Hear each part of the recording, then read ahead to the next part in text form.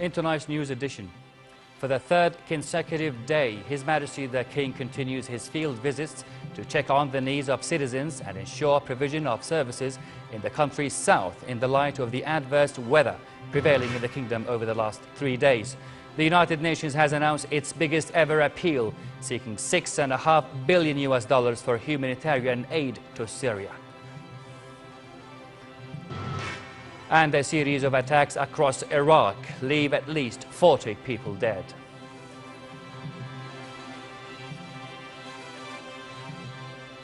Good evening and very warm welcome to the news. His Majesty the King, the Supreme Commander of the Armed Forces, continued his field visits for the third consecutive day to check on the needs of citizens and ensure provision of services in the light of the adverse weather prevailing in the kingdom over the past 3 days. The King visited the southern military zone to follow up on the efforts of concerned departments and apparatuses to open the roads that were blocked by the snowstorm and ensure delivery of essential services to the citizens. His Majesty instructed Chairman of the Joint Chiefs of Staff General Mash'al Zabin, Acting Commander of the Southern Military Zone, and the Governors of Karak, Tafila and Im'an to provide all forms of assistance to citizens, mainly in areas that were most affected by the recent blizzard. The King also ordered delivery of relief assistance and food packages to citizens affected by the storm all across the country, directing the Army and the police to support the government agencies handling the fallout of the blizzard. His Majesty the King, the Supreme Commander of the Armed Forces, attended a military drill carried out by one of the Joint Special Operations units. Upon arrival at the site, the King was welcomed by the Commander of the Joint Special Operations and a number of Army officers. The drill included live shooting involving various kinds of weapons. Participants in the exercise displayed a high level of precision that reflected the distinguished level the units have attained.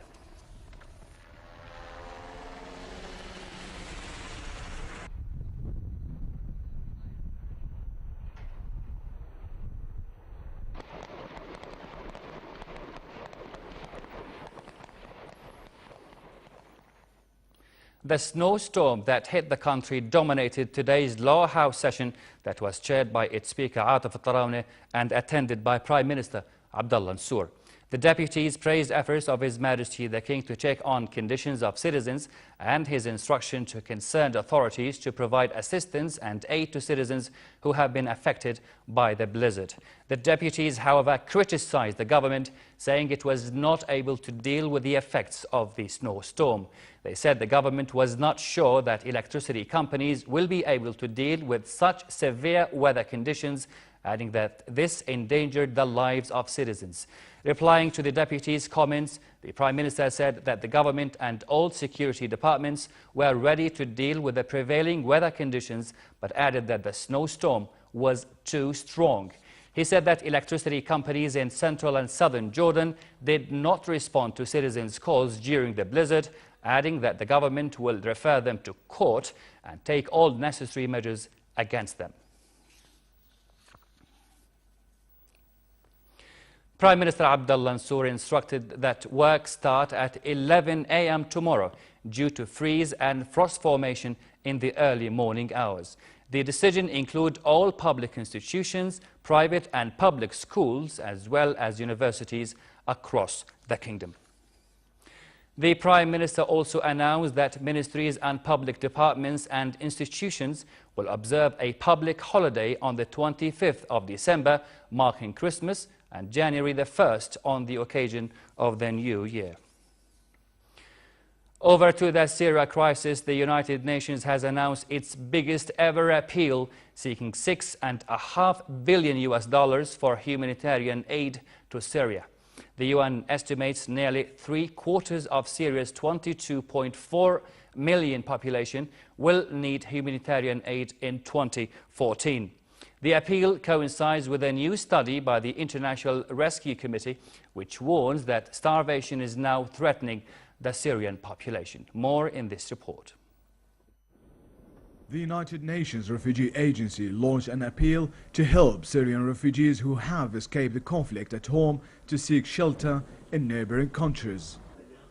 In Jordan, Minister for Media Affairs and Communications and government spokesman Mohammed Al-Momeni said the government estimated $1.68 billion were needed in 2013 for Syrians living in Jordan.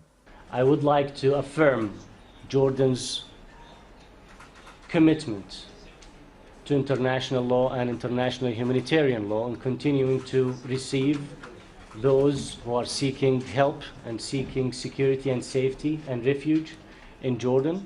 In Geneva, UN Emergency Relief Coordinator Valerie Amos announced an appeal for a record $6.5 billion for Syria and its neighbors to help 16 million refugees. The United Nations World Food Programme, WFP, is currently providing food aid for some 6 to 7 million internally displaced people within Syria, providing heating oil, vegetable oil, rice and pulses. WFP is working along with the other agencies that would ramp up food supplies to help displaced peoples deal with a harsh winter and prepare for another year of civil war. The cold winter have prompted agencies to increase their request for donations to help feed at least another 7 million people they fear are without any access to food. In recognition of a worsening situation here in Syria, in 2014 the World Food Programme is going to be focusing on supporting 7 million people in the region. That's refugee populations as well as the 4.25 million people that we're supporting here in Syria. We're going to have particular focus on children of school age, young mothers and mothers-to-be, as well as babies from the age of 6 months to 23 months. WFP has been able to set up shelters in some areas to help families to take refuge after having lost their homes, and others have been displaced as many as 3 times.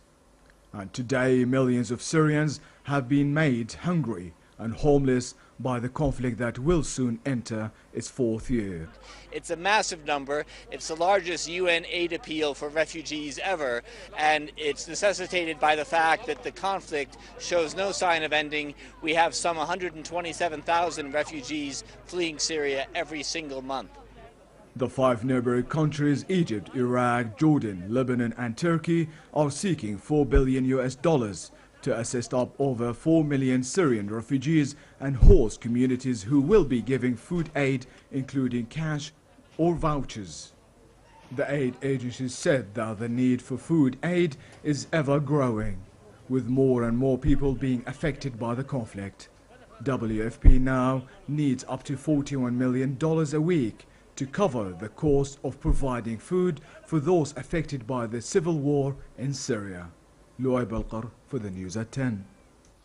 And on the ground in Syria, the death toll in yesterday's helicopter bombing raid in Aleppo rose to 76 people, including 28 children. The Syrian Observatory for Human Rights said that rebel groups in Aleppo issued a statement asking civilians in government-held parts of the city to move away from state security buildings, which they said would be targeted in retaliation for the bombings. In Iraq, 2 cars laden with explosives and a roadside bomb went off near a funeral tent and killed at least 24 Shiite Muslim pilgrims in a southern Iraqi town. The attack took place in Yusufia, south of the capital, the latest in a series of attacks mostly targeting Shiites. In the north, a string of car bombs and roadside bombs killed at least 14 people and wounded 34. The deadliest attack took place in Beji, where 4 bombers wearing explosive belts took over a police station after detonating a parked car bomb outside the building. 2 blew themselves up inside the station, killing 5 policemen. The other 2 took control of the station for about an hour before detonating themselves as Iraqi special forces raided the station. No group immediately claimed responsibility for the attacks. South Sudan declared a curfew in the capital Juba after overnight clashes between rival factions of soldiers. South Sudan President Salva Kiir blamed soldiers loyal to Riek Machar, who was dismissed as vice president in July, for starting the fighting. Kiir said the fighting, which he described as an attempted coup, broke out after an unidentified person had fired shots in the air near a ruling party conference. The SPLM is fully committed to the peaceful transfer of power, to the peaceful and democratic transfer of power, and will never allow political power to be transferred through violence. In response to the criminal acts of yesterday committed by this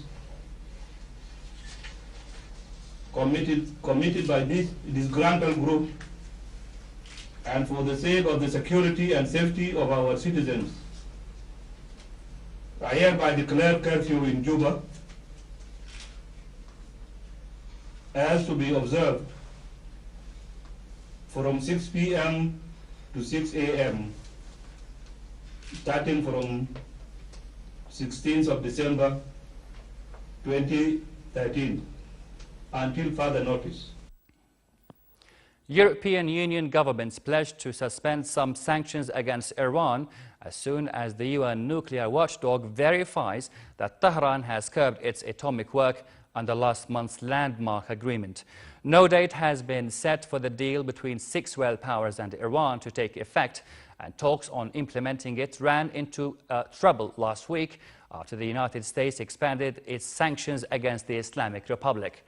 Under the accord, Iran is supposed to suspend its most sensitive nuclear work, while governments in the United States and Europe ease some economic restrictions in a first step towards a comprehensive settlement of the decade-old dispute. The sequence of lifting sanctions and Iran's nuclear steps has been an issue in discussions between Iran and the 6 powers on implementing the breakthrough interim agreement. U.S. President Barack Obama, First Lady Michelle Obama, and daughters Sasha and Malia attended the taping of the annual Christmas show, Christmas in Washington, a benefit concert for the Children's National Medical Center. The first family greeted 5 children dressed as elves who are patients at the hospital. The president joked with the children about how hard is it to walk in elf shoes before posing for photographs with them. Later, the Obamas participated in singing Hark, the Herald Angels Sing on stage.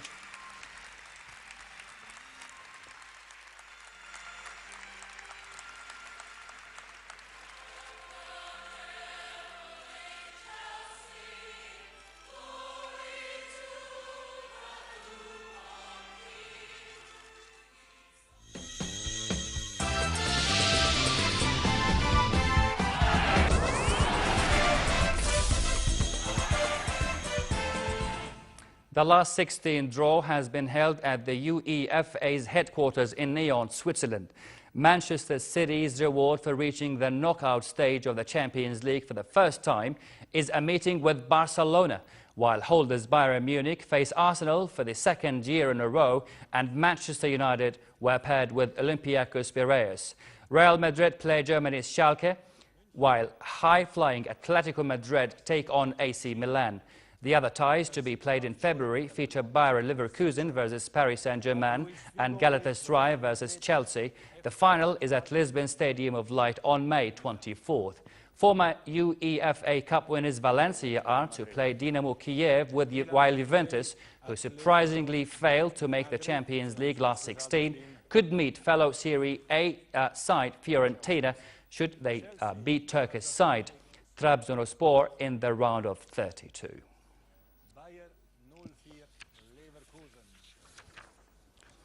The winter sports season kicked off in the Russian city of Sochi, with many skiers taking to the slopes at the venue of the 2014 Winter Olympics.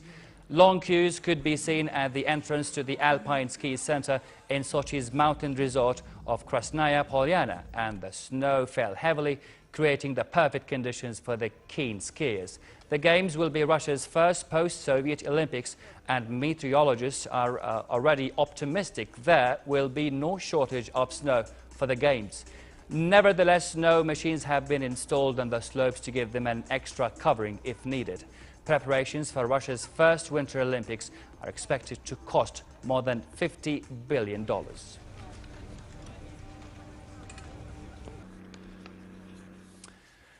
And finally, to the weather forecast. Freezing weather conditions are expected tonight across many parts of the country, with temperatures dipping to -5 and sometimes -6 degrees, especially in the country's south.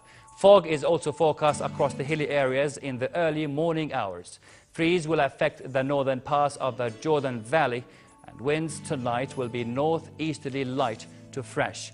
It will continue to be cold tomorrow, and unstable weather will start to affect the country in the evening hours, bringing local showers, especially in the country's east, while winds will be southeasterly fresh, picking up at times. Freeze and frost formation is also in the forecast tomorrow night across many parts of the country.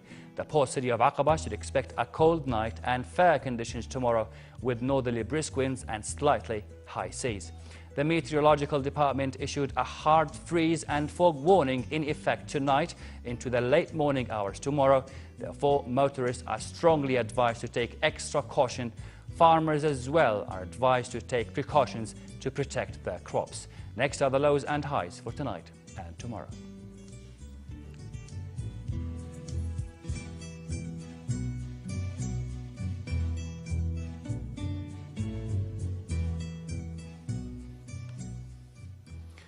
And to end the news, here is a reminder of our top stories. For the third consecutive day, His Majesty the King continues his field visits to check on the needs of citizens and ensure provision of services in the country's south in the light of the adverse weather prevailing in the kingdom over the past 3 days. The United Nations has announced its biggest ever appeal, seeking $6.5 billion for humanitarian aid to Syria. And a series of attacks across Iraq leave at least 40 people dead. And that's the end of tonight's news. My name is Raad Lubtush. Thanks for watching. Have a good night.